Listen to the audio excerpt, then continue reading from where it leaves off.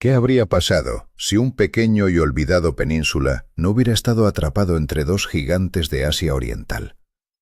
¿Cómo habría cambiado el destino de un pueblo que durante siglos tuvo que bailar en la cuerda floja entre preservar su identidad y sucumbir a la influencia de poderosos vecinos? Estas preguntas no son simples curiosidades históricas. Son el preludio de una historia marcada por decisiones fatídicas y consecuencias irreversibles. Amigos, no olvidéis suscribiros a mi canal Sombras Sagradas, darle a me gusta y dejar un comentario de 7 palabras. Es necesario para que el canal funcione.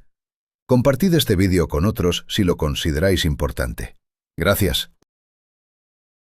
Imagina un territorio estrecho, apenas 200.000 kilómetros cuadrados, donde el 80% es montañoso, dejando solo estrechos valles y llanuras costeras para la vida humana. Esta tierra, el corazón del península coreano, es a la vez una fortaleza natural y una puerta abierta al mar, un lugar donde la geografía dictó desde siempre un destino de aislamiento y contacto, de defensa y vulnerabilidad. Pero ¿cómo sobrevivir y prosperar en un escenario así, rodeado por gigantes como China y Japón? Desde tiempos inmemoriales, antes de que existieran reinos o nombres, estas tierras fueron hogar de tribus nómadas, cazadores y recolectores que dejaron sus huellas en cuevas y pinturas rupestres. Sus vidas giraban en torno a la supervivencia en un entorno hostil, donde cada decisión podía significar la diferencia entre la vida y la muerte. ¿Qué ecos de esas primeras elecciones aún resuenan en la identidad de este pueblo? Cuando la agricultura llegó en el tercer milenio antes de nuestra era, transformó para siempre el paisaje y la sociedad. Los asentamientos permanentes comenzaron a surgir junto con nuevas estructuras sociales y creencias. Pero no existía aún un nombre para estas tierras ni una nación unificada. Solo tribus dispersas, unidas por lenguas emparentadas y una cultura que lentamente se formaba en la encrucijada entre la gran civilización china y los pueblos de Manchuria y Siberia. En medio de esta nebulosa de orígenes, surge una leyenda que ha marcado para siempre la conciencia coreana.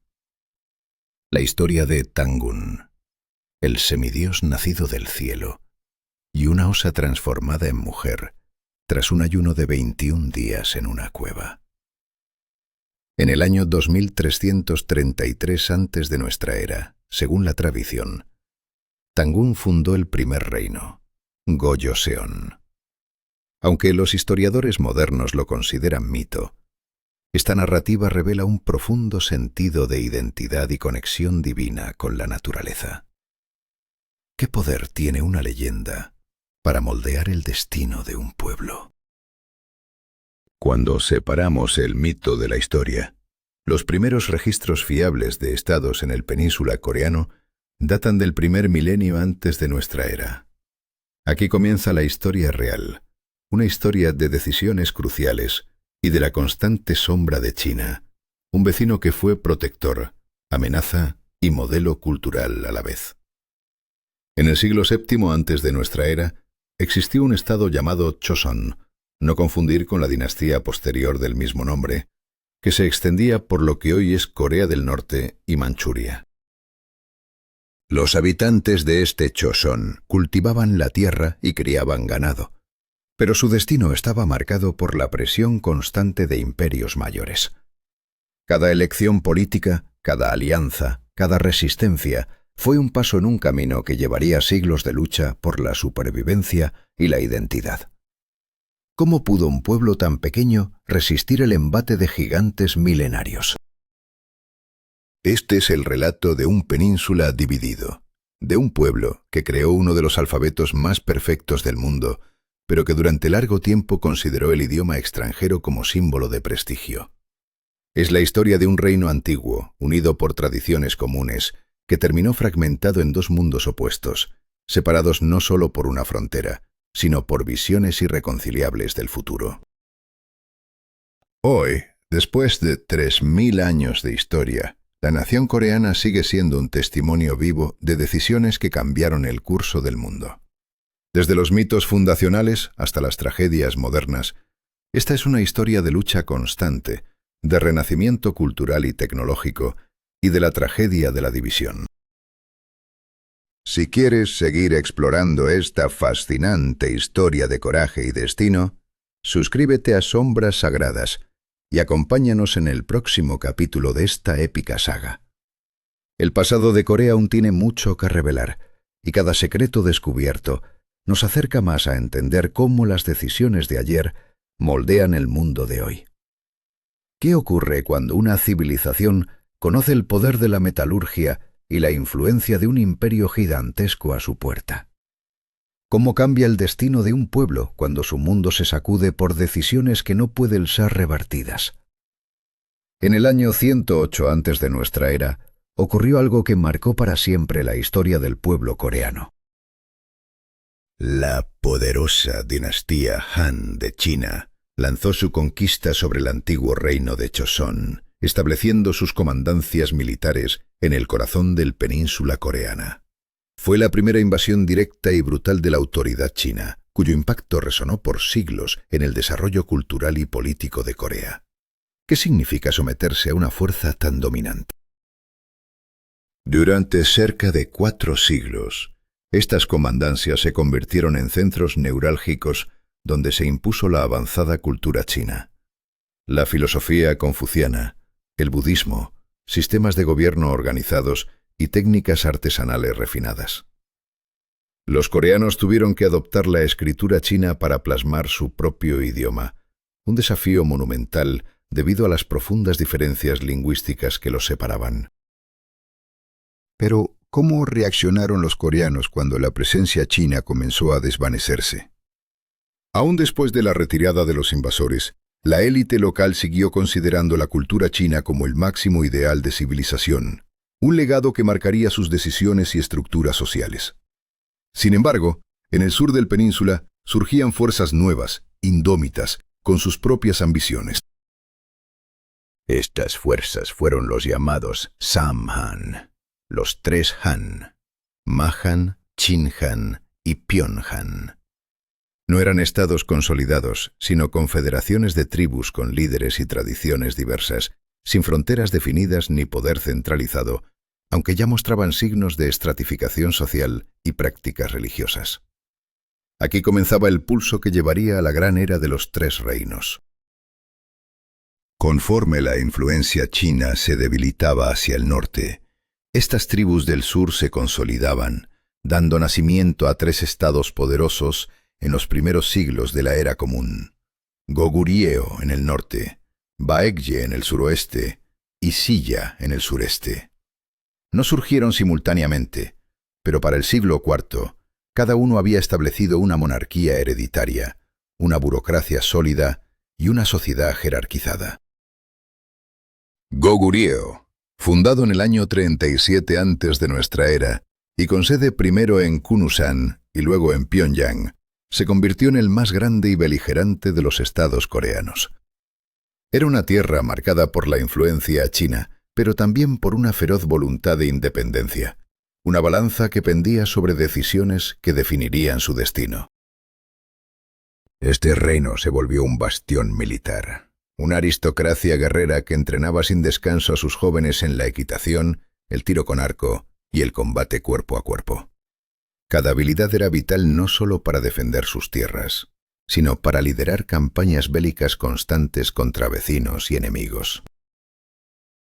Imagina a un guerrero de Goguryeo en el siglo VI, vestido con una armadura lamelar de hierro, un casco cónico cubriendo su cabeza. Montado en su caballo resistente, lleva en su cintura una espada de diseño chino y un arco compuesto fabricado con madera, cuernos y tendones. Este arco, pequeño pero letal, le permite atacar con precisión fulminante mientras maniobra a toda velocidad. La caballería de Goguryeo era una fuerza temible, capaz de cambiar el curso de batallas con su movilidad y puntería. Pero este reino no solo era militar. En sus capitales prosperaban las artes y la artesanía, testigos silenciosos del entrelazamiento entre guerra y cultura, una dualidad que reforzaba el alma de una nación en plena transformación. Cada paso, cada decisión, desde la adopción de la cultura china hasta la consolidación de su poder militar y cultural, tejió una red de consecuencias irreversibles. ¿Hasta dónde podía llegar esta mezcla de influencia externa y orgullo de independencia? ¿Quién tendría el control final de este turbulento territorio? Si quieres descubrir más de estos relatos de poder, miedo y decisiones que cambiaron el curso de la historia, suscríbete a Sombras Sagradas y acompáñanos en el próximo episodio. ¿Qué impulsa a un hombre a arriesgarlo todo en nombre del poder? ¿Cómo se pesa el costo de una decisión cuando el destino de un reino pende de un hilo? En la península coreana, hace más de 1500 años, estas preguntas no eran solo teóricas. Eran el telón de fondo de guerras implacables y alianzas traicioneras.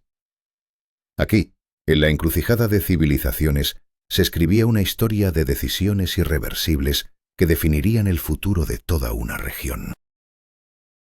En el corazón de la antigua Corea, la nobleza de Goguryeo se inmortalizó en frescos deslumbrantes que decoran sus tumbas. Escenas de caza, banquetes y un cuerpo de élite formado para liderar ejércitos y gobernar. Estos guerreros no solo entrenaban el cuerpo, sino también el espíritu, enfrentándose a rutas arduas por montañas y bosques, meditando junto a cascadas y componiendo poemas que exaltaban la belleza salvaje de la naturaleza.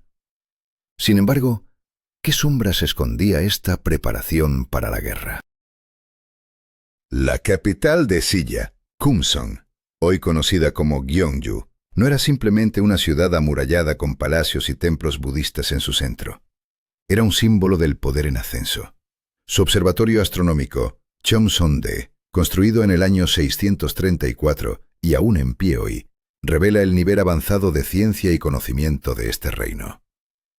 Pero en medio de este esplendor se escondía una amenaza que cambiaría todo. Entre los reinos mayores había también Kayak, una confederación de 12 ciudades-estado en el valle del río Nakdong, famosa por su metalurgia, especialmente el hierro que exportaban a Japón y otros vecinos. Este pequeño pero poderoso estado, sin embargo, estaba atrapado entre colosos y no pudo resistir. Para el siglo VI ya había sido absorbido por el creciente reino de Silla. ¿Acaso esta absorción fue un golpe inevitable o una catástrofe evitada? El período de los Tres Reinos fue una época de tormentas constantes, guerras brutales, alianzas efímeras y luchas despiadadas por el dominio de la península. Goguryeo, Paekche y Silla se batían no solo entre ellos, sino también con potencias extranjeras como las dinastías chinas y la nobleza japonesa. Sin embargo, estas guerras no eran una batalla continua. Entre las tormentas de acero llegaban breves pausas de paz, donde cada reino intentaba reconstruir y avanzar culturalmente, un respiro antes de la siguiente tormenta. En el alma de estos reinos, el budismo irrumpió como una fuerza transformadora. Introducido en Goguryeo en el año 372, en Paekche en 384 y finalmente reconocido oficialmente en Silla en el año 535, el budismo no solo trajo una nueva fe, sino un rico tapiz de arte, filosofía y tradición. Los monasterios en las montañas se convirtieron en faros de educación y cultura, donde los monjes no solo predicaban, sino que también avanzaban en medicina y astronomía. Pero esta nueva religión no erradicó las antiguas creencias. En lugar de ello, se fusionaron con los cultos tradicionales. La veneración a los espíritus de la naturaleza, las montañas y los ríos, y el culto a los ancestros coexistieron en un sincretismo único.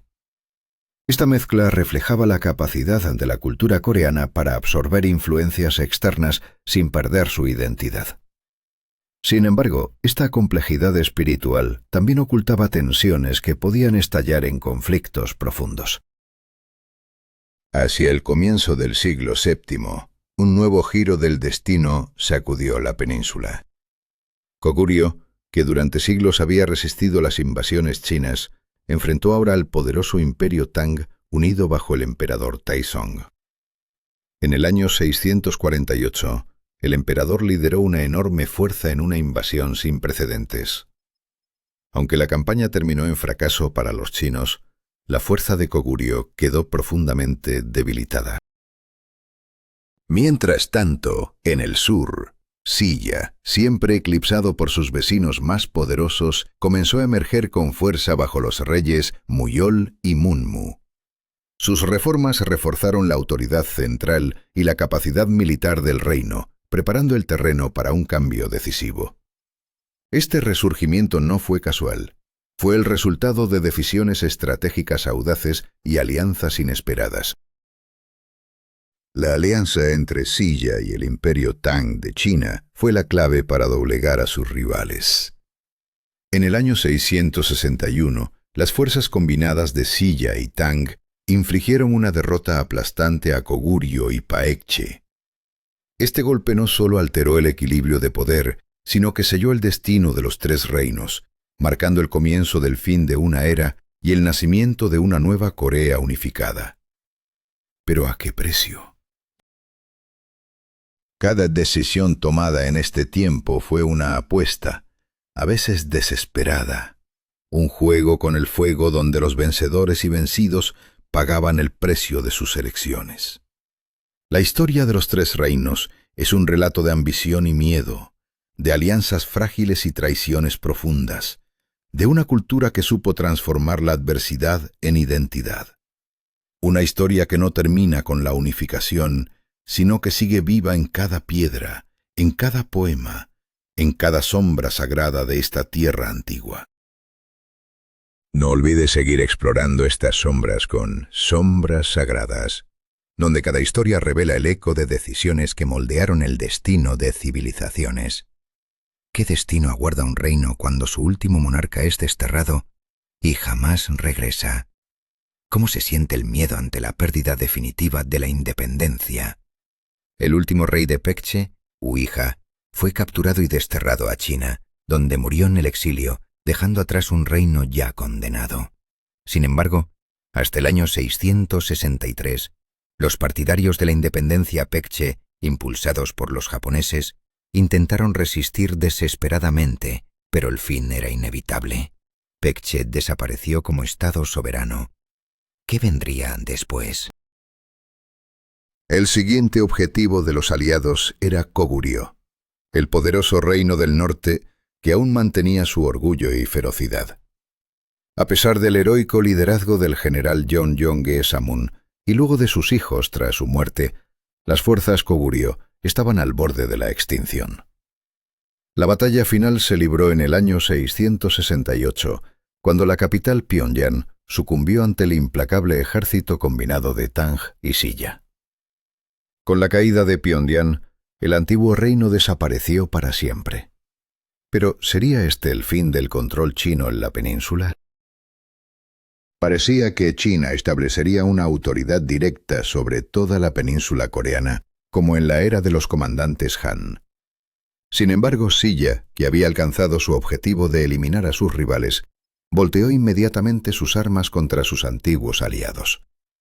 Entre los años 671 y 676, Silla expulsó a las tropas chinas, consolidando bajo su dominio la mayor parte de las tierras de los tres antiguos reinos, exceptuando las tierras septentrionales de Koguryo, que quedaron bajo control de Tang o se unieron al estado Bohai, fundado por refugiados Koguryo. ¿Había nacido así una nueva era? Así comenzó el período del Silla unificado, una edad dorada de casi 3 siglos para la temprana civilización coreana. Silla heredó muchas instituciones y logros culturales de Koguryo y Pekche, transformándolos creativamente para crear una síntesis que sería la base de toda la civilización coreana posterior.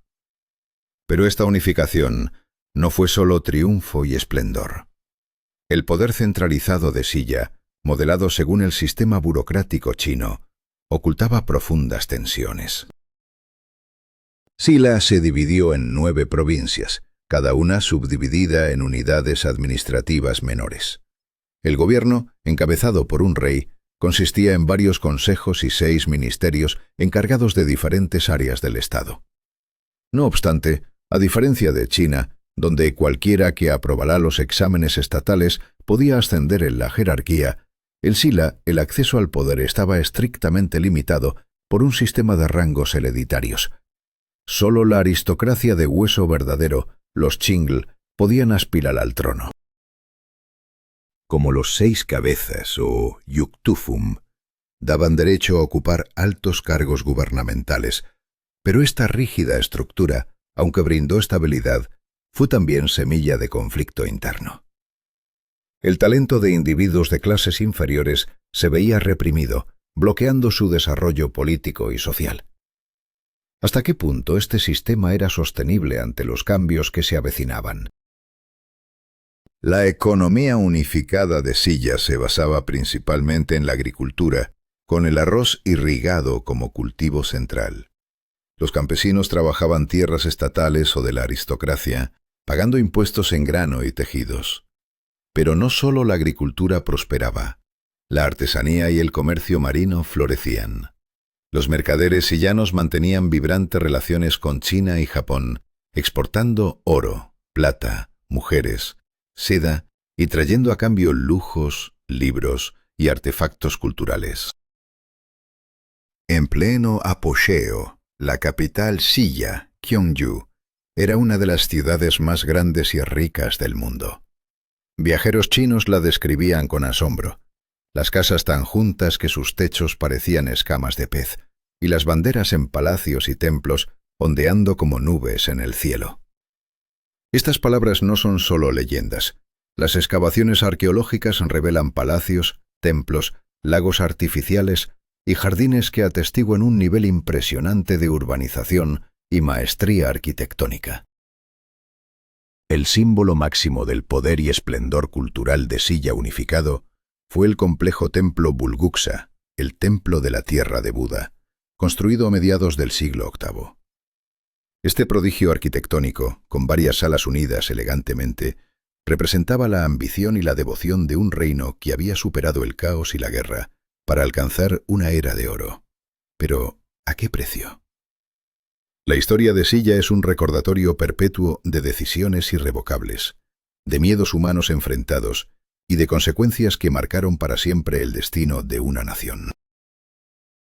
Si has sentido cómo estas historias de poder, traición y resistencia despiertan en ti una mezcla de asombro y reflexión, te invito a seguir explorando con sombras sagradas. No dejes que estos ecos del pasado se desvanezcan. Suscríbete y acompáñanos en esta travesía a través del tiempo. ¿Hasta dónde puede llegar la ambición humana antes de que el poder lo consuma todo? ¿Qué ocurre cuando un líder se autoproclama divino y aplasta a quienes dudan? La historia sabe responder con sangre y traiciones. Y en el corazón de la península coreana, estas preguntas tomaron forma en la figura imponente de Kun-e. Su ascenso fue meteórico, fundando el reino de Tebón, que más tarde sería conocido como Kareon, y su caída, inevitable, marcó un punto de inflexión que cambiaría para siempre el destino de la región. Pero, ¿cómo un hombre que comenzó como un soldado talentoso terminó como un tirano despiadado? La sociedad estaba encadenada por una rígida jerarquía, donde los talentos de los más humildes eran sofocados por el peso de su nacimiento. El descontento crecía en las sombras de fortalezas y templos, mientras las poderosas familias provinciales desafiaban la autoridad central. Se formaban ejércitos propios, y la nación se resquebrajaba lentamente bajo la presión de estas fuerzas centrífugas. En medio de esta fragilidad, estallaron rebeliones como la de Qion en el año 889, que desató un período oscuro de guerras intestinas y caos implacable. En esta época turbulenta, emergieron dos figuras forjadas en la guerra, Kune y Bangon, antiguos camaradas que se volvieron rivales mortales. Ambos, nacidos en familias sin nobleza, ascendieron gracias a su genio militar y ambición implacable. Pero la alianza se quebró cuando Kune se convirtió en un déspota, proclamándose un Buda viviente y desatando una ola de terror contra cualquiera que cuestionara su divinidad. Su reinado se tornó una pesadilla, una tiranía que arrastraba a la nación hacia el abismo. Sin embargo, la historia no terminó con la sombra de Kun-e. En el año 918, sus propios seguidores, encabezados por Bangon, tramaron un golpe que selló el destino del tirano. El asesinato de Kun-e fue un acto desesperado y cargado de traición, pero también una chispa de esperanza. Bangon emergió entonces como nuevo gobernante, un estadista astuto que comprendió que la fuerza bruta no bastaba para unir un país desgarrado por años de conflicto. Bangon, conocido también como Tejeja después de su muerte, emprendió una política de cautela y diplomacia, tejiendo alianzas a través de matrimonios estratégicos con las familias poderosas. Su visión era clara: restaurar la unidad del territorio no por la espada, sino por la inteligencia y la persuasión. Para el año 935 había logrado algo impensable. Bajo la dinastía de Goryeo, que dio nombre a la moderna Corea, la península recobró la estabilidad y la esperanza. Pero esta unión no fue un simple acto de poder. Bangon y sus sucesores buscaron conectar con el legado de los antiguos reinos, especialmente con Goguryeo, afirmando su herencia y legitimidad. La fundación de la nueva capital, Gyeon, actual Quezón, fue símbolo tangible de esta fusión entre norte y sur. La ciudad, diseñada meticulosamente según los principios del Feng Shui, con calles orientadas a los puntos cardinales y un palacio situado al norte, se convirtió en el corazón palpitante de una Corea renacida. El sistema de gobierno también fue transformado.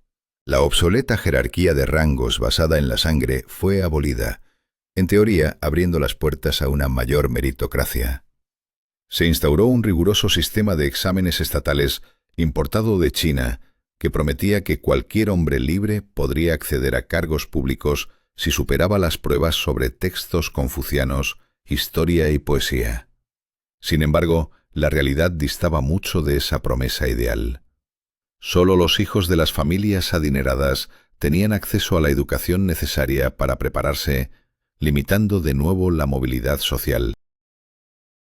Mientras tanto, la economía continuaba dependiendo del arroz cultivado en los fértiles valles y llanuras costeras, una base agrícola que sostenía la estructura social.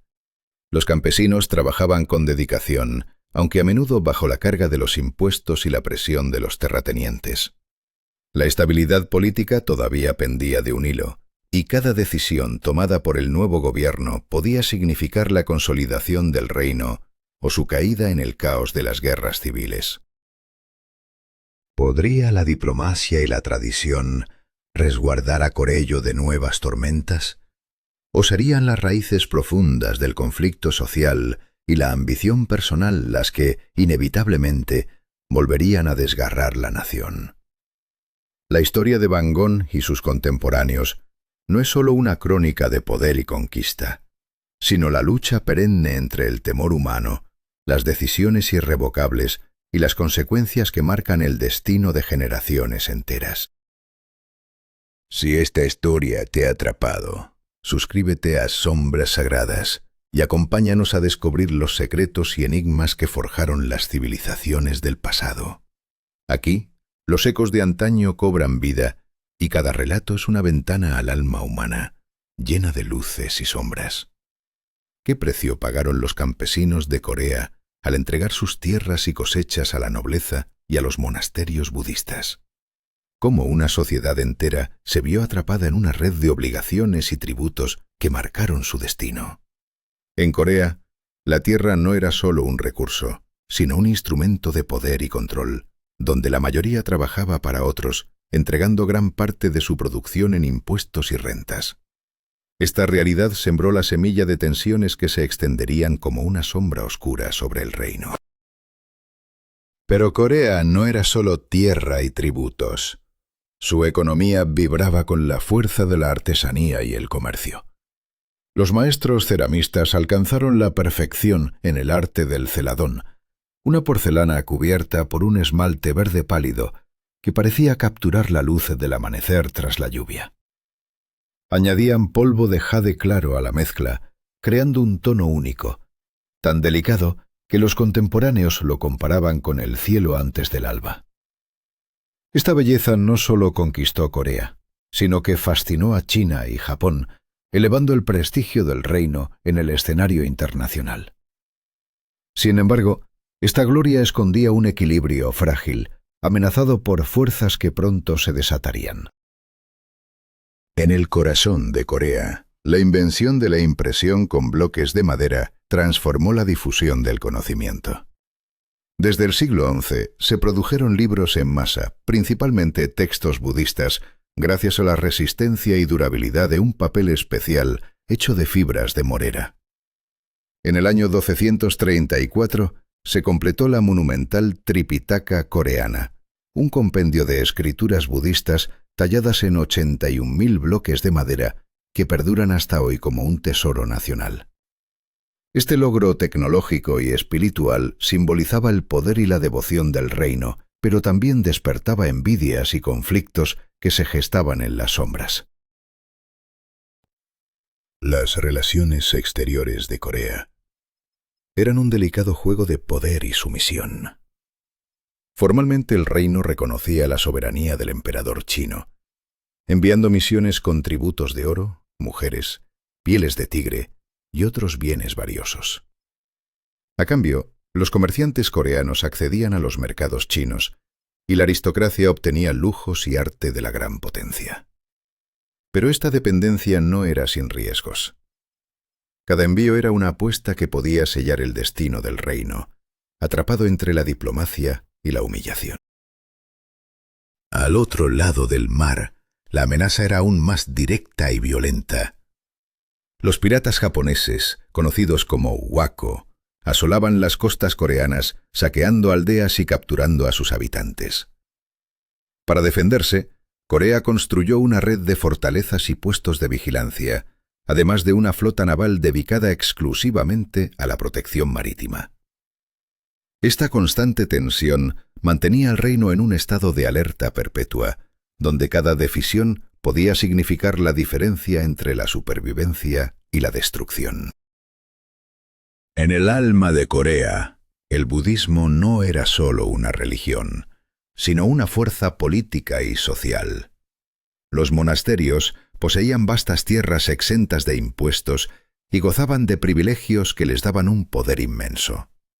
Los monjes asesoraban a los reyes y educaban a los herederos, mientras miembros de la nobleza y la familia real abrazaban la vida monástica, entrelazando aún más la fe con el gobierno. Sin embargo, esta unión sagrada también sembraba semillas de conflicto, pues el equilibrio entre el poder espiritual y temporal era frágil y susceptible a rupturas. Mientras tanto, el confucianismo seguía siendo la base ideológica del aparato burocrático, enfatizando la ética, la educación y la administración estatal. Muchos coreanos cultivaban simultáneamente la fe budista y los principios confucianos, sin percibir contradicciones. Pero hacia el final de la era Corea, el auge del neoconfucianismo comenzó a polarizar estas creencias, transformando una coexistencia pacífica en un enfrentamiento ideológico que alteraría para siempre el tejido social del reino. La cultura de Corea era un crisol donde las tradiciones locales se mezclaban con influencias chinas.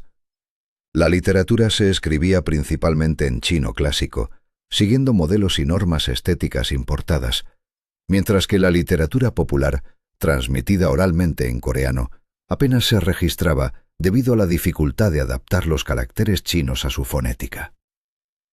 Esta dualidad reflejaba la tensión entre la identidad nacional y la influencia extranjera. una lucha silenciosa que definiría el alma cultural del pueblo. La arquitectura del reino continuaba las tradiciones de épocas anteriores, incorporando innovaciones de la dinastía Song china. Los palacios y templos se erigían en plataformas de piedra, con techos de tejas curvas y madera que, aunque majestuosos, eran vulnerables al paso del tiempo y al fuego. La mayoría de estas construcciones no sobrevivieron, dejando solo sombras de un esplendor perdido y recordándonos que incluso las obras más grandiosas pueden desaparecer con un solo error o un destino implacable.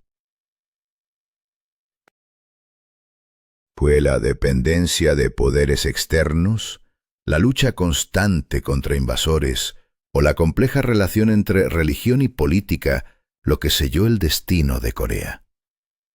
Cada decisión tomada, cada alianza forjada o rota, tejió una red de consecuencias irreversibles. En la historia de Corea, la grandeza y la fragilidad se entrelazan en una danza mortal, donde el miedo humano y las elecciones fatales marcaron el camino hacia un futuro incierto.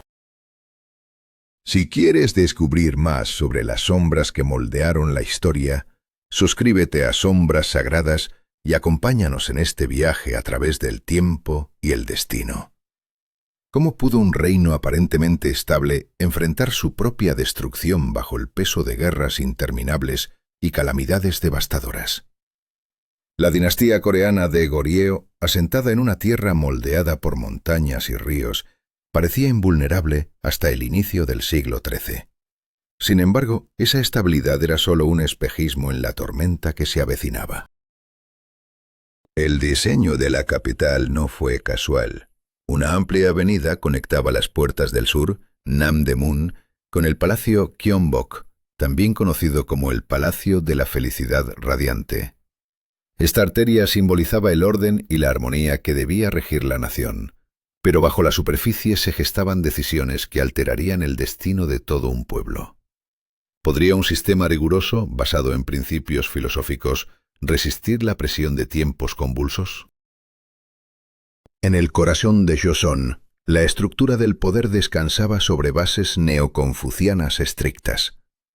El rey, poseedor de poder absoluto, estaba sin embargo limitado por códigos éticos que gobernaban incluso sus actos.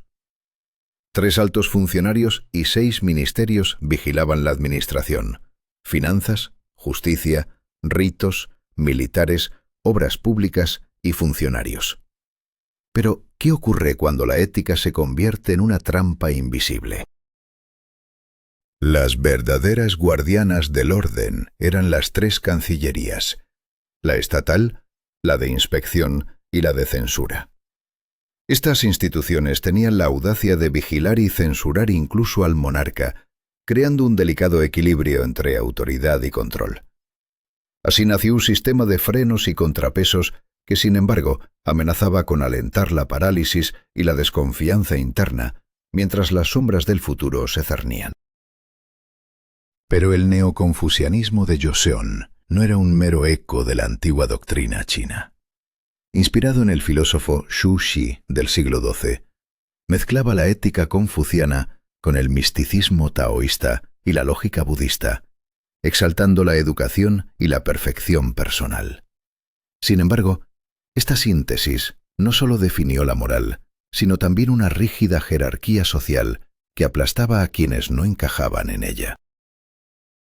En la cúspide se encontraban los Yangban, la nobleza privilegiada con derecho a ocupar cargos públicos, mientras que los Chungin, pequeños funcionarios, artesanos y comerciantes, vivían en una posición intermedia.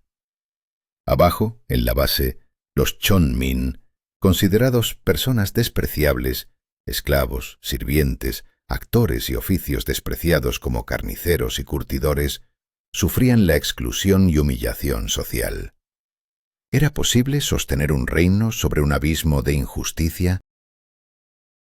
La economía, profundamente anclada en la agricultura, dependía del cultivo del arroz en campos irrigados.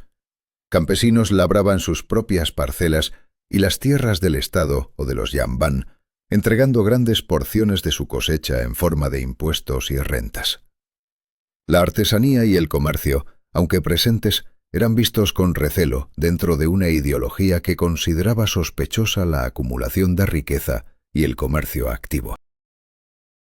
Los primeros 2 siglos de Joseon fueron una larga calma, un frágil equilibrio entre paz y tensión.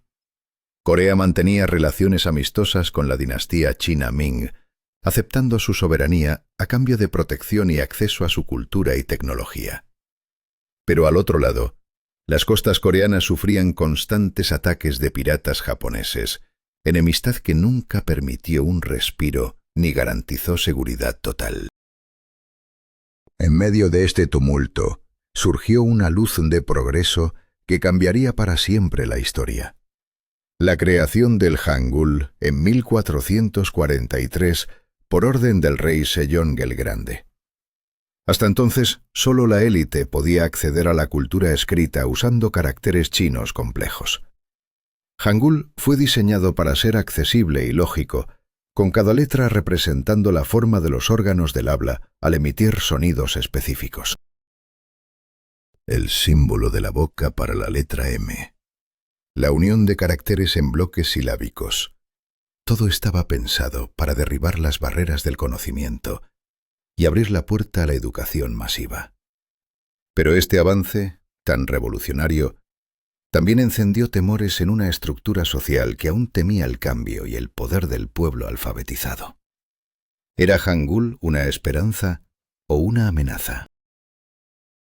Así, mientras Joseon avanzaba sobre un delicado equilibrio de poder, ética y tradición, cada decisión tejía una red de consecuencias que marcarían un destino irreversible. La historia de una dinastía forjada en la tensión entre el orden y el caos, entre la razón y el temor. ¿Podrá esta historia despertar en nosotros el reflejo de nuestras propias decisiones fatales? ¿Quieres descubrir cómo estas sombras sagradas moldearon un imperio y tal vez tu propio destino? Suscríbete y adéntrate en las profundidades de un pasado que sigue latiendo en el presente. ¿Cómo un sistema de escritura puede cambiar el destino de una nación? ¿Quién tiene el poder de romper con tradiciones milenarias y enfrentar la furia de la élite? El rey Sejong se encontraba en ese dilema, consciente de que su decisión marcaría para siempre la historia coreana. En el año 1443, Sejong el Grande proclamó la creación de un alfabeto revolucionario conocido como Hangul, diseñado para ser al mismo tiempo fonético y silábico. En su documento, Hunminjeongeum explicó con firmeza: «Los sonidos de nuestra lengua son distintos a los chinos, y resulta imposible expresarlos por medio de los caracteres chinos». Esta imposibilidad condenaba a la mayoría del pueblo a la ignorancia escrita, incapaz de registrar o expresar sus pensamientos. Con compasión y determinación, Sejong creó 28 letras que cualquiera podría aprender con facilidad, un instrumento para la vida cotidiana. Pero, ¿sería aceptado un cambio tan radical? La respuesta fue un rechazo tajante. La élite conservadora de los Yangban, orgullosa de su dominio del chino clásico, despreciaba el nuevo alfabeto, considerándolo vulgar y degradante. Se aferraban a los caracteres chinos en documentos oficiales y literatura, negando la legitimidad de Hangul. Paradójicamente, Hangul encontró su vida en las manos de aquellos que el sistema excluía: mujeres prohibidas de la educación clásica y las clases bajas. Fue un alfabeto del pueblo, silenciado en los círculos de poder, pero creciendo en la sombra. Solo siglos más tarde, en el siglo XX, Hangul se transformaría en el pilar de la comunicación escrita en Corea. Pero ese futuro estaba lejos y lleno de obstáculos. La era de Sejong no solo fue la cuna de Hangul, sino también un tiempo de avances científicos y tecnológicos sin precedentes. Inventos como el pluviómetro para medir las lluvias, relojes de agua innovadores, y sofisticados instrumentos astronómicos emergieron bajo su mandato. En 1434, astrónomos coreanos crearon el Chilhong-san, tablas astronómicas basadas en conocimientos tanto chinos como árabes, reflejo de un reino abierto a la ciencia y el progreso. La impresión con tipos móviles de metal, perfeccionada bajo la dinastía Joseon, marcó otro salto tecnológico. Aunque experimentos iniciales habían surgido en la era Goryeo, fue durante el reinado de Sejong cuando la producción de libros alcanzó un nuevo esplendor. En 1443, el mismo año de Hangul, se fundió el tipo de letra de bronce denominado Gyeonghado, con el que se imprimieron numerosos textos de filosofía, historia y medicina, democratizando así el acceso al conocimiento. Sin embargo, la vida cultural de Joseon seguía dominada por la literatura neoconfuciana, escrita en chino por los educados Yanban, que seguían rígidos cánones literarios en sus poesías y ensayos. Pero la difusión de Hangul abrió la puerta a la literatura en coreano, accesible para las masas. Nacieron así novelas y relatos anónimos llenos de aventuras, amores y conflictos sociales, reflejo de un pueblo que buscaba su propia voz. En las artes visuales, la influencia neoconfuciana imponía una austeridad que exaltaba la armonía y la naturaleza. La pintura monocromática de paisajes, montañas, ríos, árboles y humildes cabañas destacaba la insignificancia del hombre frente a la grandeza del mundo. Este estilo, conocido como Muninhua o pintura de literatos, tuvo sus raíces en China, pero en Corea adquirió un carácter único, reflejando una sensibilidad propia. Pero la paz y estabilidad de Joseon estaban a punto de romperse brutalmente. En el último tercio del siglo XVI, la sombra de la guerra se cernió sobre la península. Toyotomi Hideyoshi, el unificador de Japón tras años de guerras internas, trazó un ambicioso plan: invadir Corea como primer paso hacia la conquista de China. Sus ejércitos, formados por cientos de miles de soldados, desembarcaron en 1592 y avanzaron con rapidez imparable. La debilitada y corrupta fuerza militar coreana no pudo frenar a los invasores.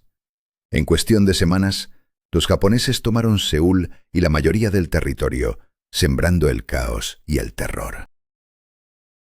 El rey Seonjo y su corte huyeron hacia el norte, buscando refugio en la frontera con China, implorando la ayuda del emperador Ming en una desesperada maniobra para salvar la nación. ¿Cómo respondería China a esta llamada? ¿Sería suficiente para detener la devastación? La historia, una vez más, pendía de decisiones imposibles y de consecuencias irreversibles. Si has sentido la tensión de estos momentos que definieron el destino de Corea, suscríbete para explorar juntos las sombras sagradas que ocultan las decisiones que cambian el mundo. ¿Quién se convirtió en el inesperado salvador de Corea en medio de la tormenta de fuerzas externas?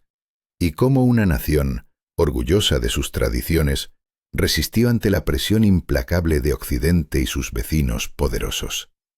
El destino de un reino enclaustrado pendía de decisiones que cambiarían su historia para siempre. El almirante Yi Sun-sin emergió como un héroe legendario, un faro de esperanza en medio del caos, enfrentando invasiones y defendiendo la identidad coreana.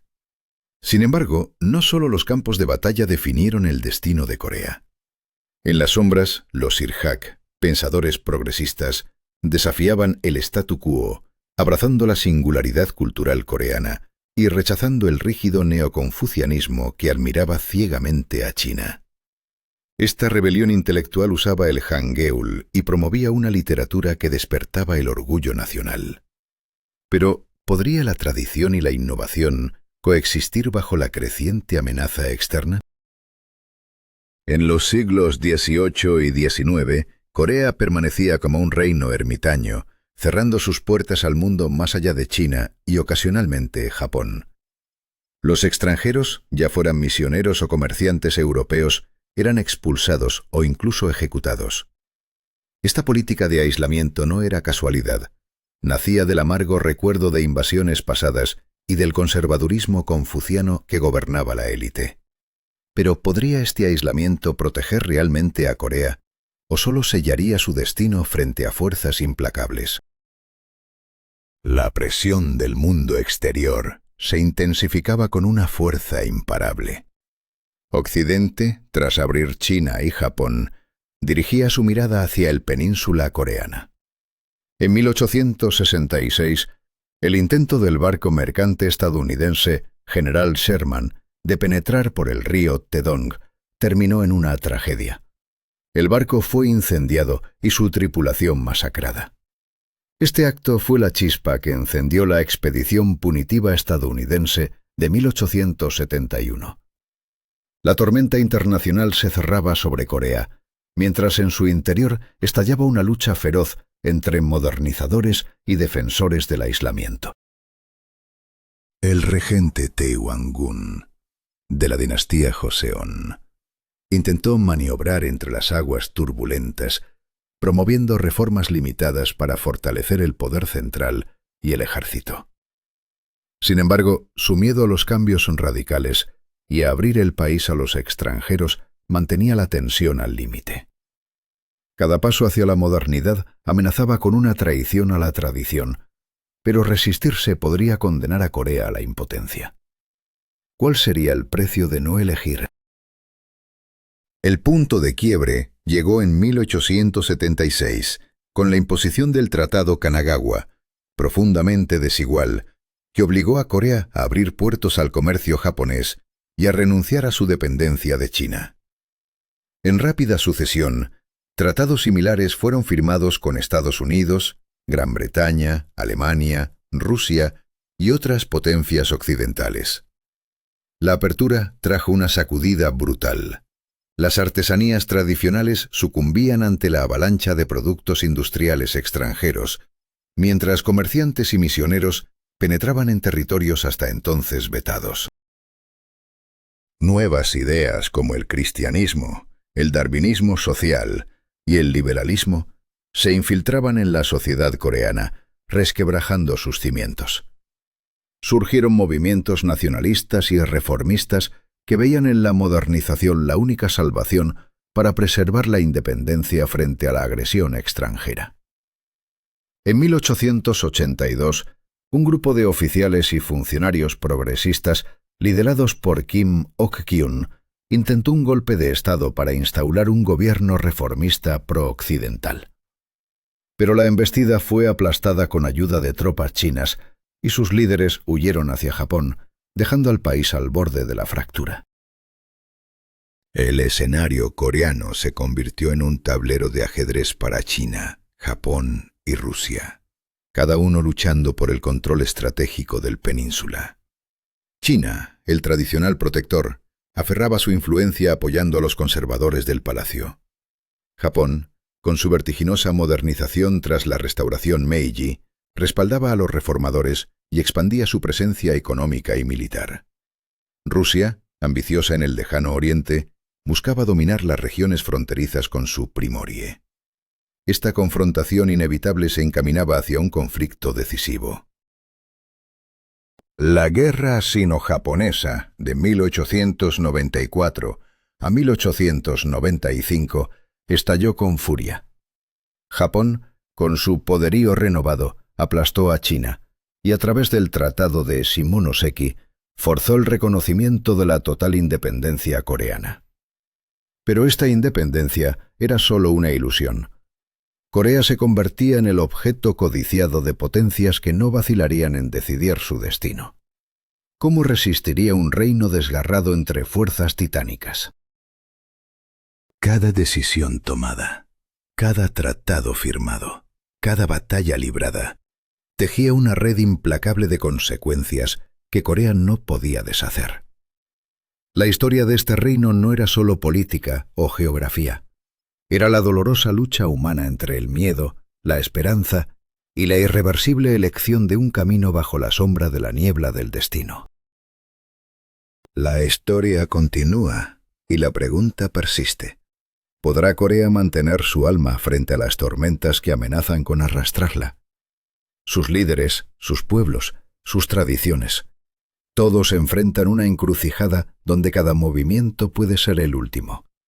Sus decisiones no son solo políticas, son el latido mismo del futuro, enredado en la tensión de un tiempo que no perdona. Si quieres descubrir cómo esta saga de poder, miedo y elección continúa, suscríbete a Sombras Sagradas. Aquí, las sombras de la historia revelan su verdadera luz. ¿Hasta qué punto puede una nación sacrificar su soberanía por promesas de modernización?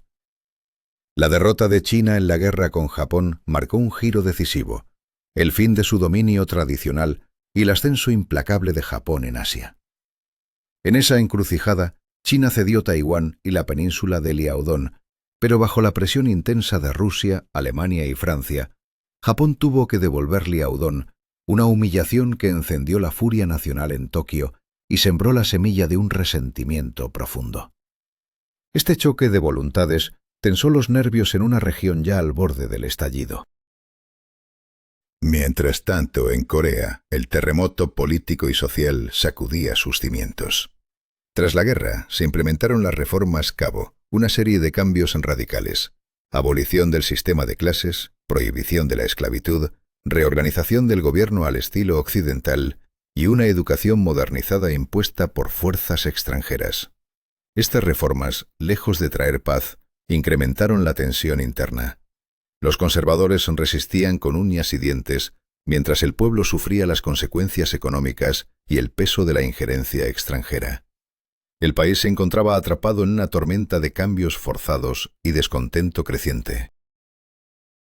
En medio de esta tormenta, surgió el movimiento nacionalista Tonghak, un crisol ideológico que mezclaba confucianismo, budismo, taoísmo e incluso cristianismo, con un clamor ardiente por justicia social y rechazo al dominio extranjero.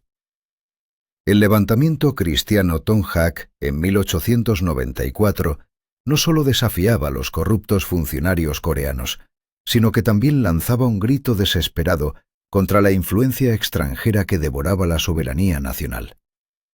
Aunque aplastado con violencia, este levantamiento reveló la profundidad del malestar social y se convirtió en la chispa que encendió la guerra entre Japón y China. La victoria japonesa sobre China no solo consolidó su poder en la región, sino que también agitó la rivalidad con Rusia, el verdadero rival que se alzaba para disputar el control de Corea. Esta tensión alcanzó su punto culminante en la guerra ruso-japonesa de 1904 a 1905, un conflicto feroz que terminó con la humillación rusa. En el Tratado de Portsmouth, Rusia reconoció la preeminencia japonesa en Corea, abriendo la puerta para que Japón estableciera en 1905 un protectorado absoluto sobre la península coreana. La soberanía coreana fue arrancada de sus manos con la disolución de su ejército y el control total de su política exterior por parte del residente japonés. El destino de la corona coreana fue un juego cruel de poder e imposición. En 1907, el rey Kojong fue forzado a abdicar en favor de su hijo Sunjong, un símbolo de la pérdida irreversible del control sobre su propia nación. Y así, el 22 de agosto de 1910, Japón consumó la anexión completa de Corea, poniendo fin a 5 siglos de la dinastía Joseon y borrando el estado coreano del mapa. Esta fecha marcó el inicio de un período colonizador oscuro y brutal que duraría 35 años, sembrando miedo, dolor y una lucha interminable por la identidad y la libertad. Bajo el yugo japonés, Corea vivió una sistemática política de asimilación forzada. El idioma coreano fue prohibido en las escuelas y espacios públicos, obligando a la población a adoptar nombres japoneses, practicar el sintoísmo y jurar lealtad al emperador nipón. La economía fue transformada para servir a las necesidades de la metrópoli. Las mejores tierras fueron confiscadas a campesinos para entregarlas a colonos y empresas japonesas. Millones de coreanos, expulsados de su tierra y sin opciones, se vieron obligados a emigrar a Manchuria, Japón, Estados Unidos y otros países en busca de supervivencia. Este exilio masivo reflejaba la devastación social y cultural que arrasaba el país. No obstante, en medio de esta opresión, una paradoja cruel emergía: la modernización.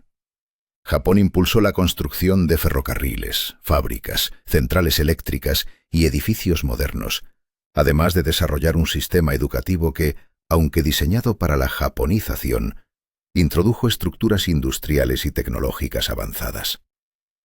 Al final del período colonial, Corea se había convertido en una de las naciones más industrializadas de Asia, aunque con la mayoría de sus recursos y empresas bajo control japonés, sirviendo exclusivamente a sus intereses imperiales. Pero la sociedad coreana nunca fue un objeto pasivo de esta dominación. Desde el principio, surgió una resistencia activa, multifacética y valiente. Desde la lucha armada de partisanos, organizaciones patrióticas clandestinas, hasta manifestaciones estudiantiles y la creación de sociedades culturales dedicadas a preservar la identidad coreana, cada acto era una chispa de esperanza y desafío. El movimiento de 1 de marzo de 1919 se alzó como un grito unánime de paz y libertad, una ola imparable que retumbó en toda la península, marcando un momento decisivo en la lucha contra la opresión. ¿Quién dictará el destino de un pueblo cuando las decisiones de unos pocos cambian para siempre la vida de millones? En la historia coreana, cada paso estuvo marcado por decisiones irreversibles, batallas por la supervivencia y un miedo profundo a la pérdida de identidad. El eco de estos eventos resuena hoy, recordándonos que la libertad y la dignidad se defienden con valentía y convicción. La sombra del pasado sigue viva, y solo comprendiendo sus elecciones fatales podemos entender la fuerza del espíritu coreano. Si quieres descubrir más relatos que revelan las decisiones que cambiaron el curso de la historia, no olvides suscribirte a Sombras Sagradas. Aquí, cada historia es un viaje al corazón de la humanidad y sus dilemas más profundos. ¿Qué decisiones pueden cambiar el destino de una nación para siempre? Cómo el miedo y la ambición moldean el curso de la historia. En el corazón de Asia, la península coreana se encuentra atrapada en un torbellino de poder y traición, donde cada elección es una apuesta mortal. La lucha por la independencia coreana fue brutalmente aplastada por las autoridades japonesas, pero la chispa de la libertad no pudo ser extinguida. En ciudades y aldeas, el pueblo alzó sus banderas nacionales y proclamó una declaración de independencia, un acto que parecía solo un paso temporal para aceptar la rendición japonesa. Sin embargo, esta declaración pronto adquirió un significado político mucho más profundo. En medio del surgimiento de la Guerra Fría entre la Unión Soviética y Estados Unidos. En el norte de la península, bajo el control soviético, se estableció un gobierno prosoviético liderado por Kim Il-sung, un veterano de la resistencia antijaponesa en Manchuria.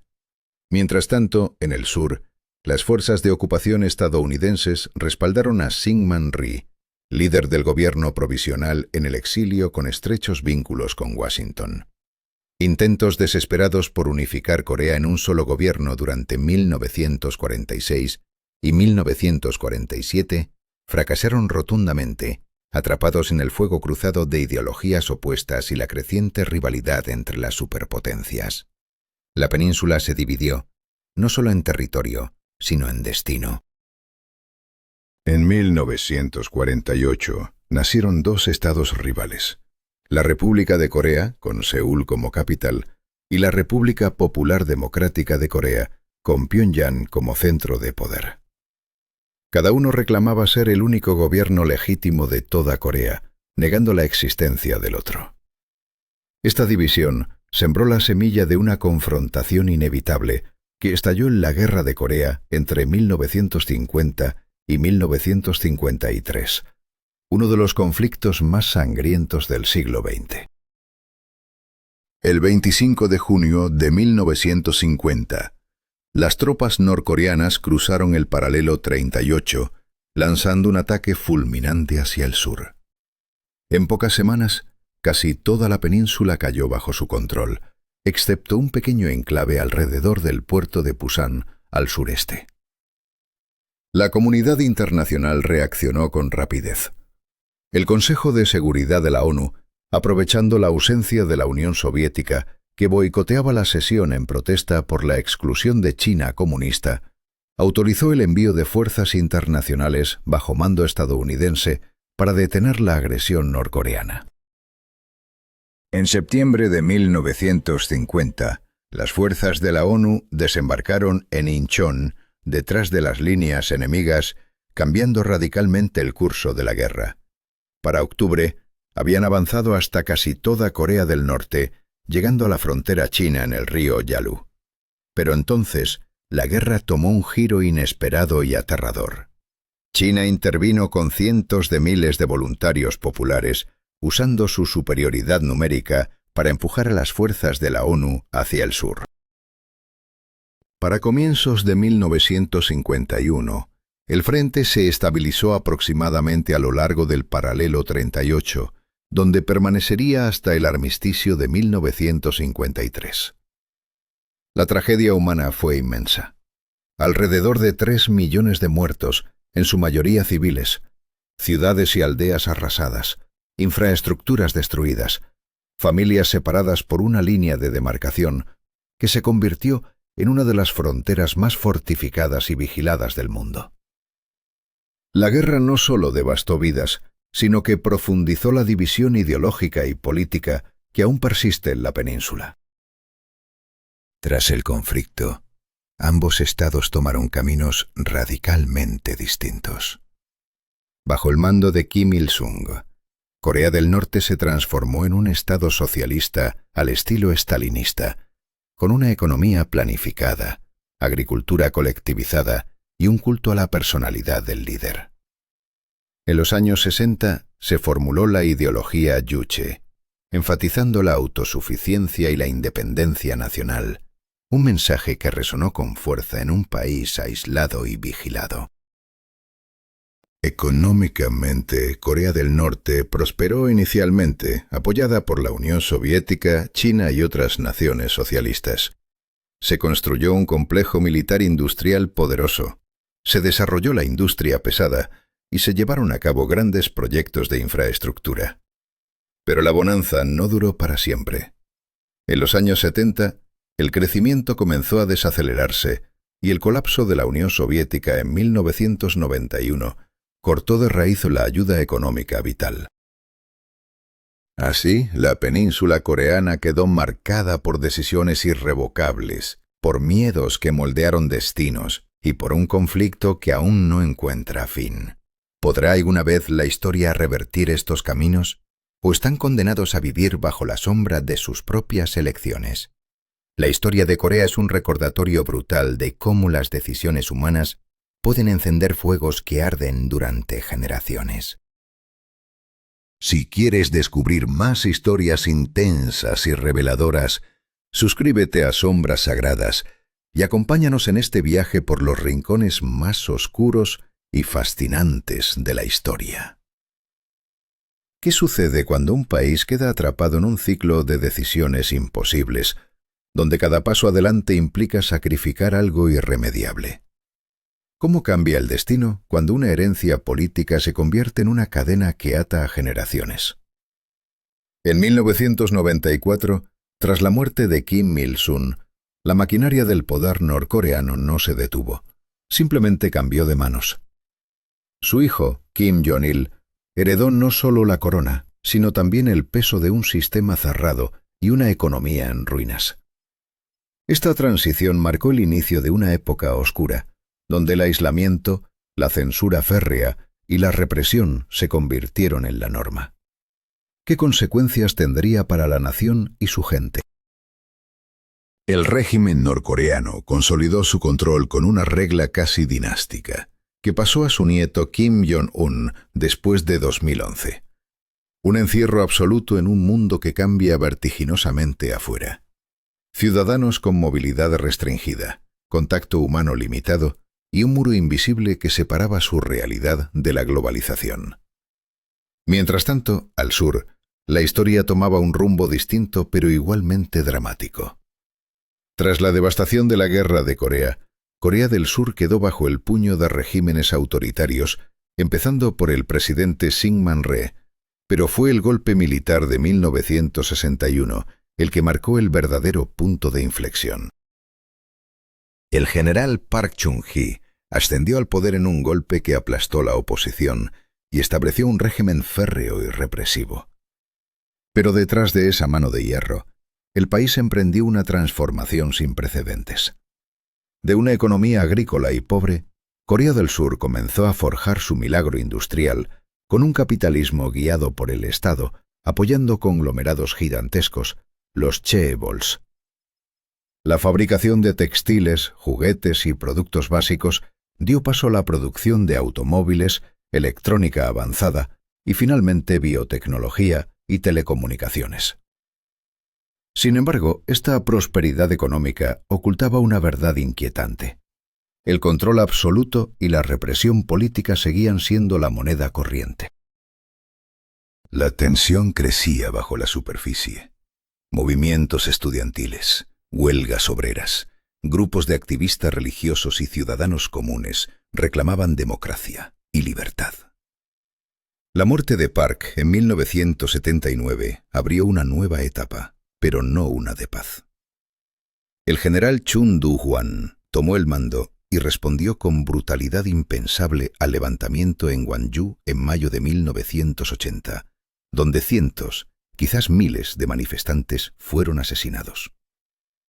Este baño de sangre fue un punto de inflexión que sacudió a la nación y encendió aún más las llamas de la resistencia.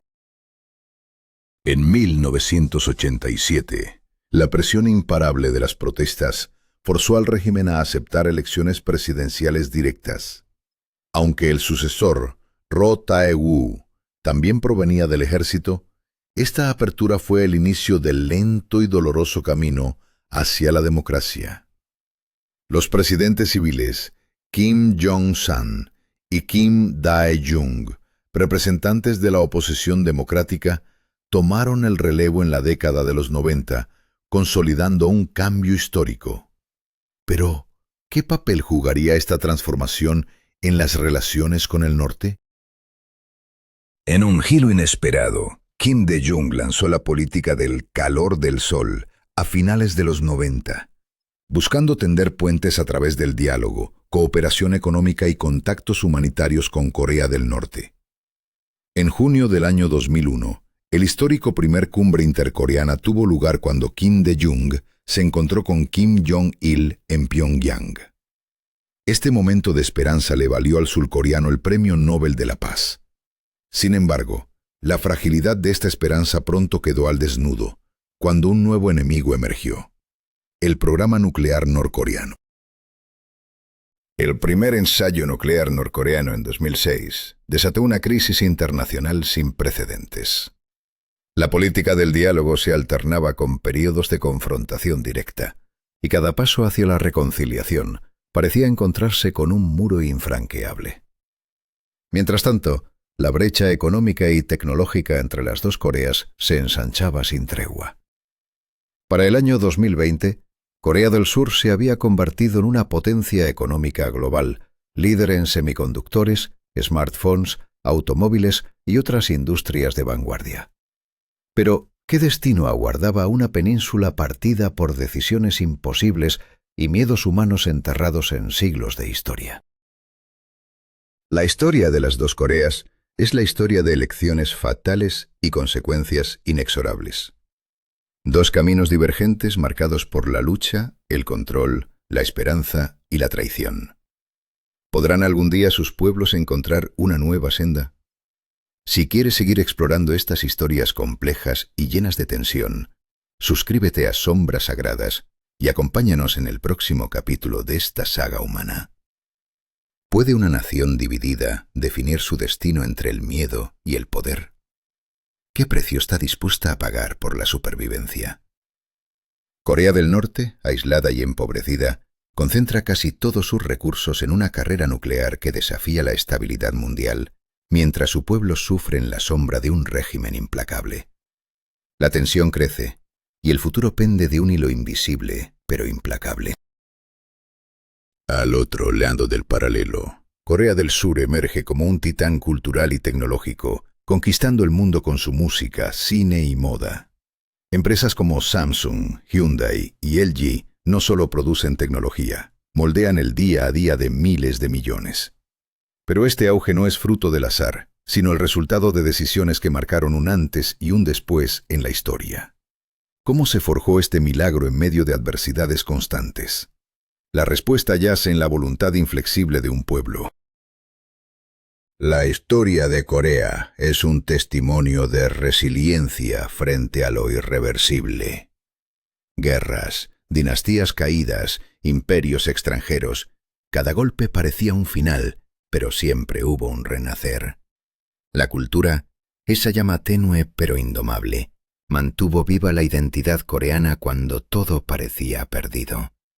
¿Qué fuerza oculta sostiene un pueblo cuando el mundo parece conspirar para su destrucción? Este es el misterio que sigue desafiando el tiempo.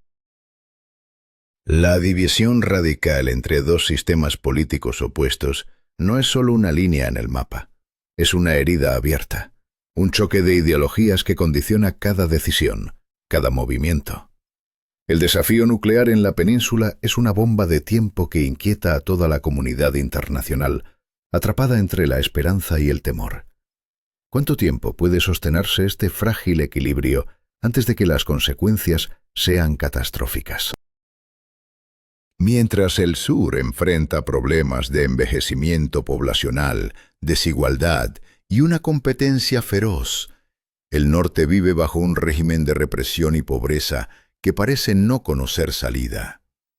La trayectoria de ambos países está marcada por elecciones que ya no se pueden revertir, decisiones que moldean no solo su presente, sino el destino de toda una región. El riesgo crece con cada paso, y la historia observa implacable. Pero en el trasfondo de estas tensiones hay algo más profundo, el espíritu humano, capaz de resistir y reinventarse. El pueblo coreano, a pesar de sus heridas, conserva una identidad única que desafía fronteras y circunstancias. ¿Será suficiente esta fortaleza cultural para superar las tormentas que se avecinan? En la encrucijada de la historia, la respuesta aún está por escribirse.